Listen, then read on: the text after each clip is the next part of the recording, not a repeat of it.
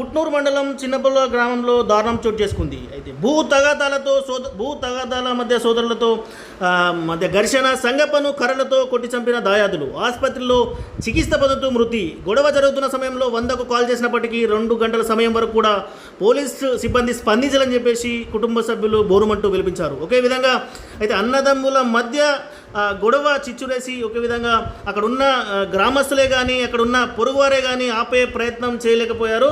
ఒక విధంగా కుటుంబ సభ్యులు బోరున విలిపించారు. ఒక విధంగా పోలీసులు సమయానికి వస్తే మా భర్త బతుకుండేవాడు అని చెప్పేసి సంజప్ప భార్య విలపించిన పరిస్థితి మనకు కనబడుతుంది. ఒక విధంగా అక్కడ ఊర్లోని వాతావరణం ఉద్రిక్త పరిస్థితి నెలకొంది.